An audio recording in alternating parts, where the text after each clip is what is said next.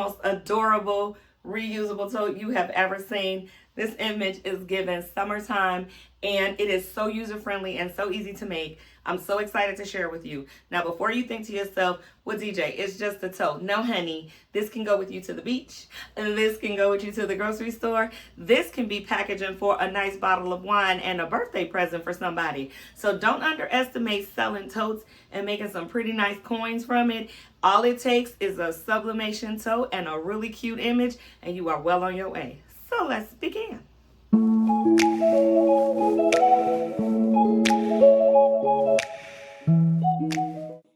All right, for today's project, you are going to need a sublimation tote bag, the design of your choice, sublimation printer, sublimation paper, scissors or a paper cutter, a heat transfer tape, blowout paper, and a heat press that can get up to 385 degrees.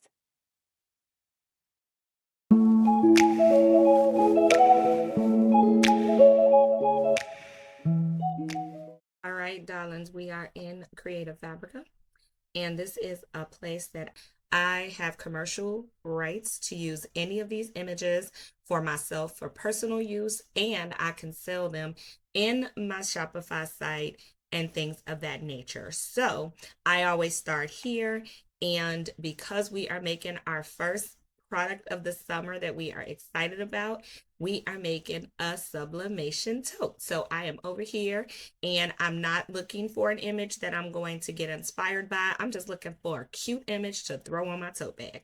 So the first thing you're going to go over here and do, and as you guys can see, I typed in summer and I hit enter. And now we're going to give it a few seconds, and I'm talking milliseconds, honey, and look at all these images that we have to choose from.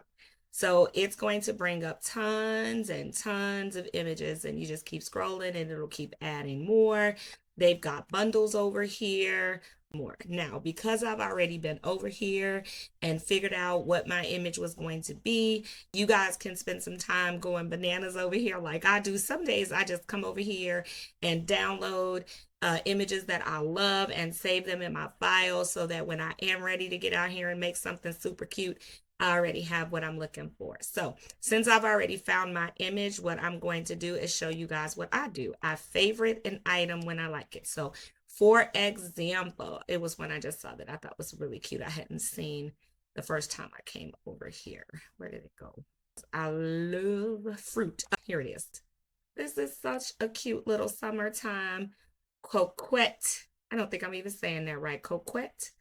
And that's because it's got flowers and fruit. It's kind of girly. So usually what I'll come over and do is I will favorite it.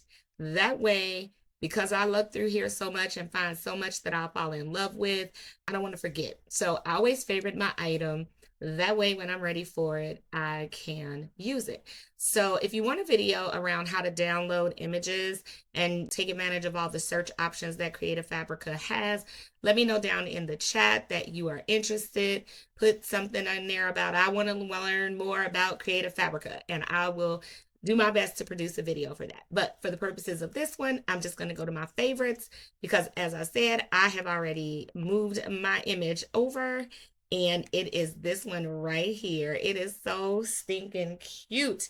It's super colorful, and whenever I'm doing sublimation, I am always looking for something that's vibrant and bright and colorful. So that is the image that we are going to be making. So let me make it a little bit bigger so that you can see it. All right. So because I know that most people watching this video probably have a Cricut machine, for the purposes of this video, I am going to show you what to do when you download an image from Creative Fabrica that you plan to use as a print, then cut in Cricut. Now, my platform of choice when I'm creating my images and printing my images, I prefer to route them either through Canva or through Adobe Illustrator, because a lot of times I'll take an image and turn it into a DTF print with my vendor, and I just find that to be a lot easier to navigate. Cricut is not as user-friendly when it comes to that, but because I want you guys to be able to get off this video and go to your Cricut and make this, I want to go ahead and show you how to do that. So now we're going to skip ahead to if I were to download it. So just so that you could see what that would be like, I would click on the download button. It'll take a minute to come up. In my computer, it comes up over here once it's downloaded. In this case, I click Save As, give that a moment to open up. And now you're going to see that I've already started my Creative Fabrica 2025, and it's down here under summer. And then when I come in here, it's already in here. Now, I'm not going to re-download it because I already have it here. But just to give you an idea is if I open this up, it would be ready to download there. So I'm going to come on out of that because I don't need to download it twice. I already have it. So now we're going to go ahead and jump into Cricut Design Space so you can see what the next steps need to be. We already have the image moved over here, but because I want this project to be beginner friendly for folks just diving into sublimation, I'm going to go ahead and upload the image again. For now, I'm just going to move this one over to the side because this is the one that I want. So we already know that we have it saved to the hard drive of our computer. And because we've done that, it's already down here.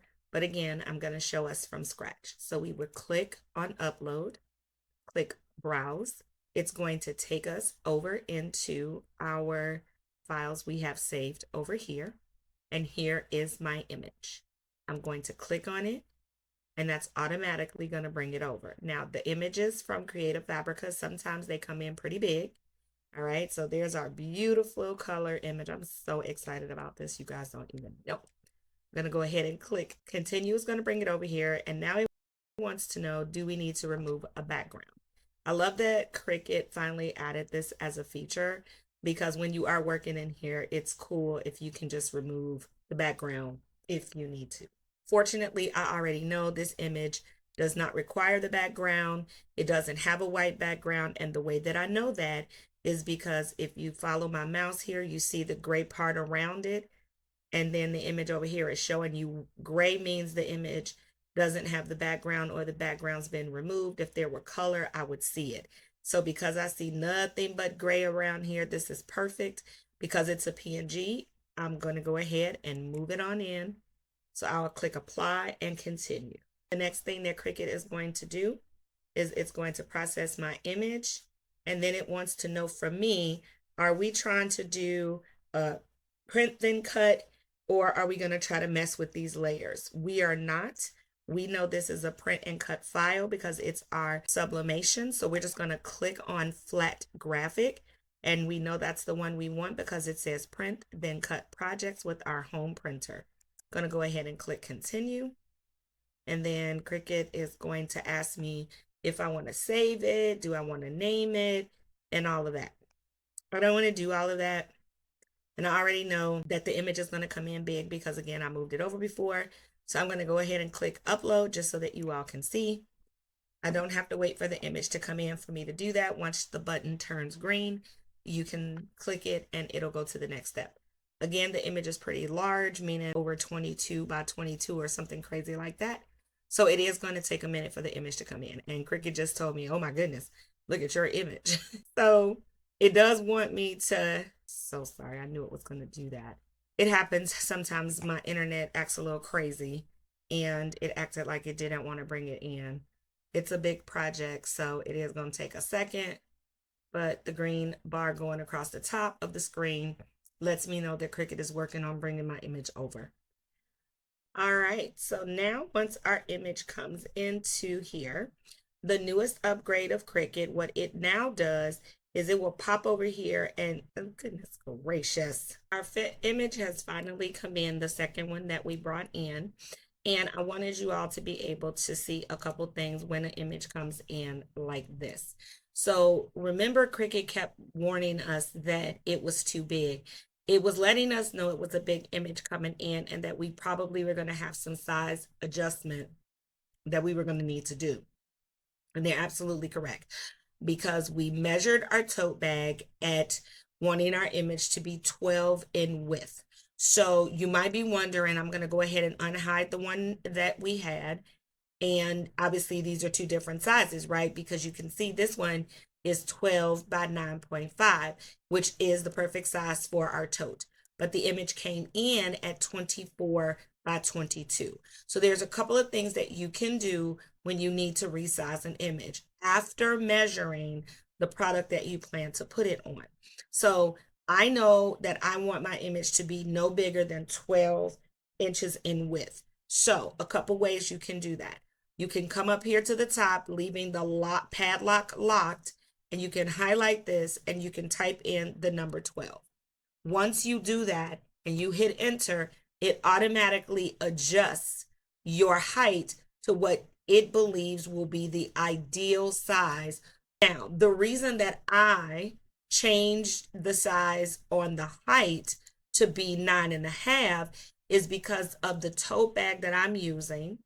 To me, I'm concerned about the piping down at the bottom, and I need the image to lay flat. So I shortened the height to make sure that I would get good even pressure from the heat press. So how do I change that if this image was locked like this? If I unlock it, and now I know the size that I want it to be, in my case 9.5, I'll take away the 10, I'll type in 9.5, and when I hit enter, it only adjusts the height. Then I can come back and lock it, and I don't have to worry about my image changing. Another way that I could have done this is I could either unlock it and start dragging it to get to what I want, my 12, right? Or I can come up here and then I can use the rest of the arrows to adjust to the 12. And then I can come and I can shrink it until I get to the height that I want, and it will change. So that's how you can do that, 2 different ways. But because I already know the size I want mine to be, I'm going to go ahead and delete the one I just brought in. So this is the image that we're going to do in our print then cut. Now I'm going to go over here and click make. And because we've sized properly, we don't have any warnings over in the design panel. So Cricut is going to think about it and get itself ready for us to take it to the printer. So we'll give that a few moments to come up. Now, so a couple things that you need to know if you've never worked with Cricut print and cut. A couple things that they do for you automatically is based on your image sizing, it automatically tells you what size mat you need. It also reminds us that we're doing a print and cut, which means we're going to send this image to our printer at home first. It's going to print out our image, and then if we put this into Cricut, it will cut the lines for us. These red dotted lines is boundaries for you, so that if I wanted to move it this way, as long as I don't go past any of the red lines, I don't have to worry about it not cutting properly. So I'm going to shrink that just a little bit so you guys can see that a little better. Good thing is it automatically sizes for you and keeps you not going over what is recommended, okay? Because the red lines are our boundaries. Now, the next thing that I want to remind you of is you do need to mirror this image because it's a sublimation image, but you only want to mirror it one time, okay? So you're either going to mirror it here and then turn off mirroring in your printer, or you're going to leave it this way here, but you're going to tell your printer to mirror. So because my printer is usually where I do all my communicating, I'm not going to mirror the image here. I'm going to mirror it in my sublimation printer settings. So at this stage, I'm going to click continue. Once I click continue, it's going to start getting ready to connect to my Cricut machine, which I have the Air Explorer 2, but we gotta first send our image to printer. I have not done a print and cut in Cricut in a very long time. So this nice little reminder is coming up telling me, hey, you might want to calibrate this one more time just to make sure, because they've done an update. But I'm going to say no, because this particular image does not require us to print then cut. I'm only printing it out here because I know most of the people watching my video probably have a Cricut. And so I want to make sure that if you do, you know how to use a print and cut. So I need it to go to my sublimation printer, which is my Epson 15,000 that I converted. So I'm going to go ahead and click on that.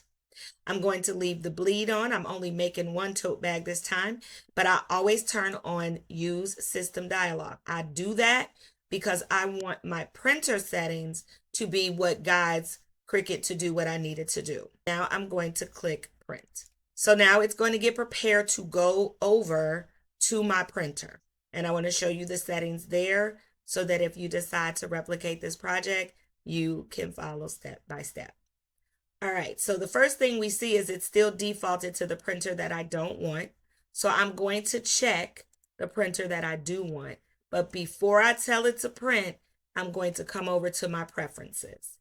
And I think this is important because, as you remember, it told us that it was going to be a tabloid printed size of 11 by 17.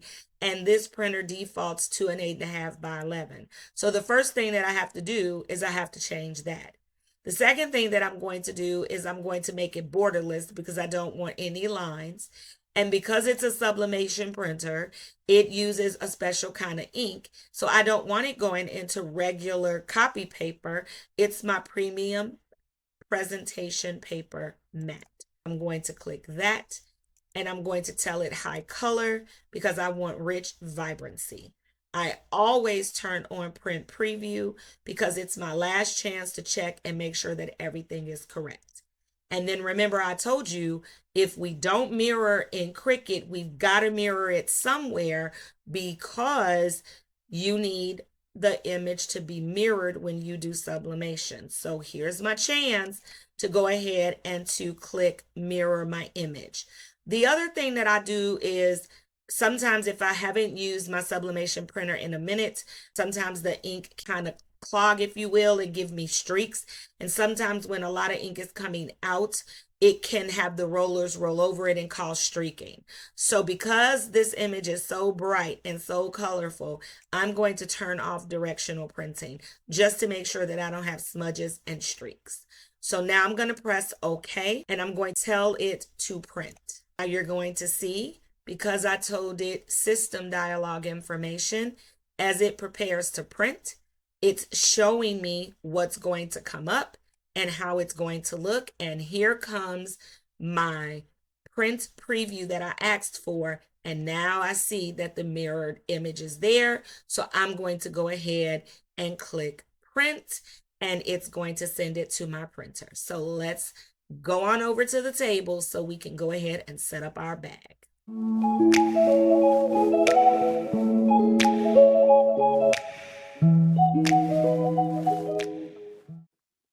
All right, we're at the table. We have printed out our image and we're going to go ahead and cut away those registration marks because, again, this is sublimation. So those black marks would show up on our tote and we don't need them.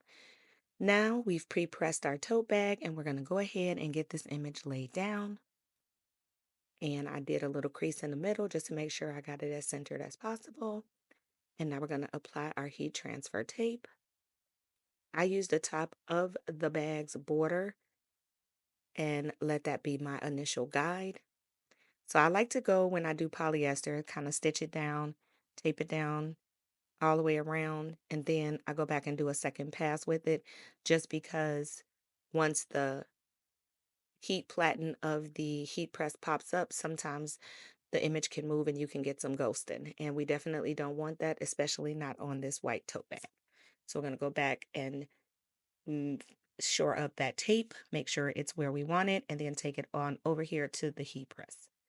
Now, because sublimation is a gas, we are going to put some blowout paper inside of the bag. And a little quick hack for you, if you don't have blowout paper, you can use regular 8.5 by 11 copy paper or copy paper of any size that you have, and that will prevent any ink from coming through your bag. So now we have the heat press up to 385 degrees, and we are going to press this tote bag for 50 seconds. Now you will need to know what your heat press requires, and you can always test it on one of your oopsie shirts that you've made a mistake on to figure out what the sweet spot recipe is for you. But once that press comes up, baby, it's going to be hot.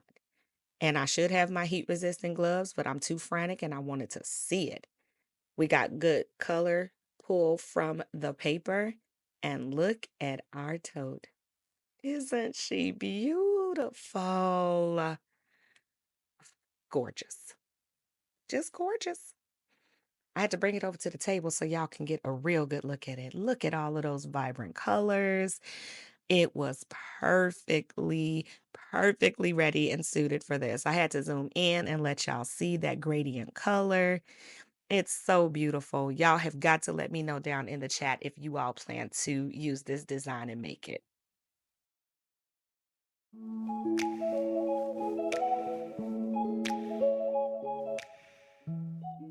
So money makers, final thoughts on this particular project is this is a winner. It's an easy sale. You can get these tote bags off of Amazon. They come in a pack of 12 for 25 bucks. So you're paying about $2.08. You can also get these type of totes from Michael's up in their front section, kind of their value basket section, if I'm not mistaken. I think they come in at like $1.99. So it just all really depends. But reusable totes will always sell. Your upcharge on this is insane, okay? $2 for your bag, right? We're expecting $2 for you to spend for your bag. You're gonna spend maybe 50 cents on the ink for your sublimation printer. The tape is probably another 25 cents. Y'all know I'll round up just to kind of keep it manageable. And then obviously you're going to need your heat press. So these are all things that you should already have if you're going to be crafting this type of project. But basic investment, maximum $5. $5 to make a tote that you can easily sell for $10 to $12. And if you use it as I would as packaging for a gift, like this would absolutely be so cool when you are on girls trips or family vacations celebrating somebody's birthday. Put their favorite bottle of adult beverage inside of here. Maybe it's a t-shirt or, you know, a tumbler for the beach. You also made companion pieces for, and you can really up charge on your pricing. So I think they're usable. I think they're sellable, but I'm keeping this one for myself because I'm going to be taking this one to the beach this summer. I hope you enjoyed this video.